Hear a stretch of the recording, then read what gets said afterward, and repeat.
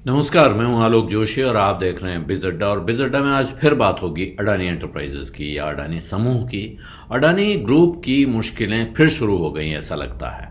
हालांकि 2 दिन उसमें सारे शेयरों में तेजी दिखाई पड़ी, लेकिन आज 10 में से 9 शेयर गिरावट के साथ बंद हुए हैं। और जो 2 दिन की तेजी दिखाई पड़ी थी वो 2 दिन की तेजी अब फिर साफ होती हुई दिख रही है और इसके एक से ज्यादा कारण दिखाई पड़ रहे हैं। लेकिन 10 में से 9 कंपनियां गिरी हुई, जिनमें जो फ्लैगशिप कंपनी अडानी एंटरप्राइजेज वो 20% तक गिर गई एक वक्त, और उसके बाद उसने कुछ सुधार दिखाया और बाजार बंद होते वक्त वो 11% पर पहुंच गई थी। और कारण क्या बताया जा रहा है? जो सबसे बड़ी वजह बताई जा रही है, सुबह सुबह खबर थी, कल से चर्चा चल रही थी, आज सुबह बात आ गई थी कि एमएससीआई जो इंडेक्स बनाते हैं, India index, Morgan Stanley capital international उस इंडेक्स फर्म का नाम है, उनका कहना है कि हम अडानी की अलग अलग कंपनियों के फ्री फ्लोट को रिव्यू कर रहे हैं। फ्री फ्लोट का मतलब समझिए कि वो शेयर जो न प्रमोटर के पास हैं न किसी बड़े इंस्टीट्यूशन के पास हैं, यानी कि जो बाजार में खुले में पड़े हुए हैं, जिनको कोई भी खरीद बेच सकता है। यानी असल में बाजार के अंदर जो शेयर हैं जिनमें लेन देन चल रहा है उसको कहते हैं फ्री फ्लोट। तो अब वो हिसाब लगा रहे हैं कि कितना फ्री फ्लोट उपलब्ध है इन कंपनियों का। और ये चिंताजनक बात हो गई, क्योंकि जो एमएससीआई इंडेक्स है, एमएससीआई इंडिया इंडेक्स, इनके कई इंडेक्स हैं, उनमें से जो इंडिया इंडेक्स है उसके आधार पर तमाम बड़े म्यूचुअल फंड्स पैसा लगाते हैं। और जो इंडेक्स फंड्स हैं दुनिया भर के, वो जब भारत में पैसा लगाते हैं तो रेफरेंस के तौर पे इस इंडेक्स को इस्तेमाल करते हैं और वो कहते हैं कि भाई ठीक है, हम इस इंडेक्स में जो जो कंपनी जिस जिस भाव पर हैं, जिस जिस परसेंटेज में जितनी वेटेज उनको है, उतना हिस्सा उन कंपनियों का हम खरीद लेंगे।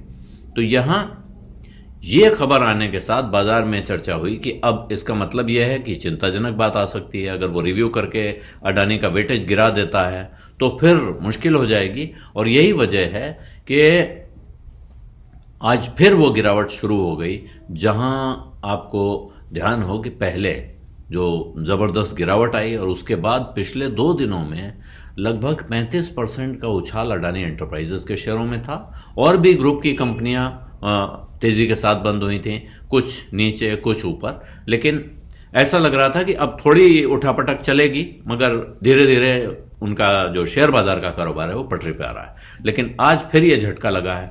दूसरा झटका, नॉर्वे का $1.4 ट्रिलियन का सॉवरेन फंड है, 1,40,000 करोड़ डॉलर का फंड। उनका कहना है कि हमने अडानी ग्रुप कंपनियों में जितने भी हमारे शेयर बचे थे हमने सब बेच दिए हैं।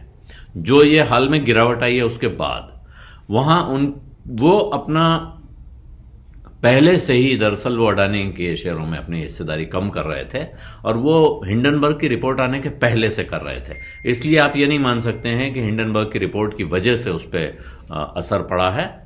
लेकिन बाजार में अब लोगों का कहना है कि अब किसी भी तरह की खबर, अच्छी खबर आए बुरी खबर आए, उससे शेयर पर अचानक आपको असर दिख सकता है। कभी तेजी से गिरता हुआ दिखेगा, कभी तेजी से उठता हुआ दिखेगा, और ये चिंता की बात हो गई है। इसके साथ एक और चीज है कि कल सुप्रीम कोर्ट में सुनवाई होनी है एक याचिका पर। यह याचिका है कि साहब हम, जो हिंडनबर्ग की रिपोर्ट आई है वो हिंडनबर्ग की रिपोर्ट भारत के खिलाफ एक साजिश है और इसने भारत की छवि को नुकसान पहुंचाया है। तो इस पर जांच की मांग करते हुए एक याचिका दायर की गई है सुप्रीम कोर्ट में। कल उस याचिका पर सुनवाई होनी है। अब उस याचिका को, एक से ज्यादा याचिकाएं हैं। अब देखने की बात यह है कि इस मीडिया हाइप से बाजार को जो नुकसान हुआ है, इस तरह की जो उसमें मांगे हैं, और साथ में वो कह रहे हैं कि साहब जो नेथन एंडरसन हैं, जो हिंडनबर्ग रिसर्च चलाते हैं, उन्होंने सेबी को कोई अपने जो दावे हैं उनका सबूत नहीं दिया है, इसलिए इनके खिलाफ कार्रवाई की मांग होनी चाहिए। अब सवाल यह है कि सुप्रीम कोर्ट इन याचिकाओं को एडमिट करता है कि नहीं, और करता है तो फिर उन पर वो क्या कार्रवाई करता है, यह प्रश्न है। अगर वो जांच का आदेश दे देता है तो फिर किसको फायदा और किसको नुकसान होगा, ये एक अलग सवाल है। लेकिन फिलहाल अडानी के लिए चिंता की खबर यह है कि उनके बारे में बुरी खबरें आने का सिलसिला रुक नहीं रहा है।